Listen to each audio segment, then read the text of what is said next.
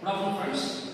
So now we are going to discuss about the one case study of photosynthesis. So before that, what is photosynthesis? So photosynthesis, it occurs in the plant system.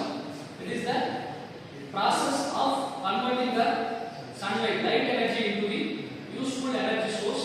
That useful energy source is required for the plant growth or development. So what is the energy sources of the plant? That is the glucose. It's nothing but it is the glucose. It's nothing but it is the form of sugar. So C6H12. So this photosynthesis is occurs in the plant system in the following stages. The first one is light absorption.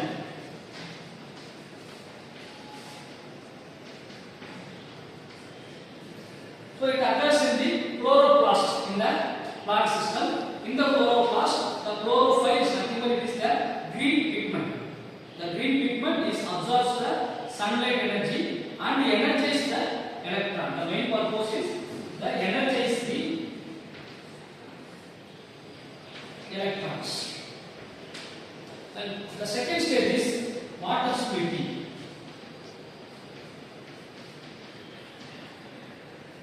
So the water splitting occurs in the mitochondria. So in this case, the water from the plant system is vaporized. The third stage is ATP production, or otherwise electron transport chain reaction. In the energized electron, it moves through the series of the proteins which is embedded in the thylakoid membranes.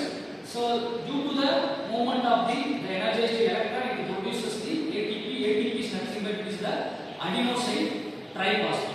The fourth stage is production of NADP plus. So NADP plus means it is the nicotinamide adenosine dinucleotide phosphate. The fifth stage is the Calvin cycle. It is the light independent cycle. So in the Calvin cycle, the ATP and NADP plus, by the use of ATP and NADP plus, from the atmosphere it absorbs the CO2 and it converts the glucose. The main purpose of the photosynthesis is there are three main purposes. The first one is energy sources. The second one is oxygen production. And third one is CO2 removal from the atmosphere. So these are the main function of the photosynthesis. Now in this case study, we compare the three different types of plants. So the plants is categorized as C3 plants, C4 plants and then CAM plants. So C3 plants is nothing but it produces the three molecules of carbons. For example, rice and wheat. These plants comes under the C3 plant. C4 means it produces the four molecules of carbon in the photosynthesis process. For example, maize and the sugar cane. The cane is nothing but it survives under the arid conditions. Arid conditions means wetlands. Drylands. So examples of this cane plant is the pine.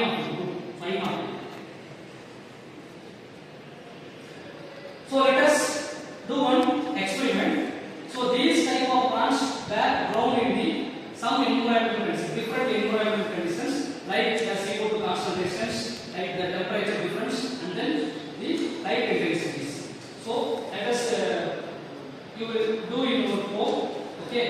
In this case study, the C3 and the C4 and the CAP process, the crops were grown in the different environmental conditions. We already discussed like different light intensities, difference of CO2 concentration and different of temperatures. So the result in the C3 plant, it gives the low efficiency. It produces the low yield at the hot conditions.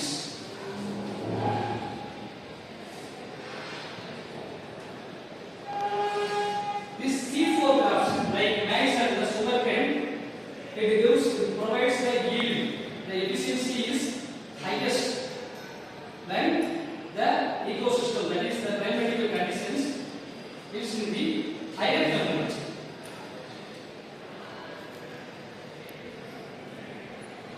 In the higher temperature, the C4 plants reduce the yield highest, but the C3 plants reduce the yield as lowest.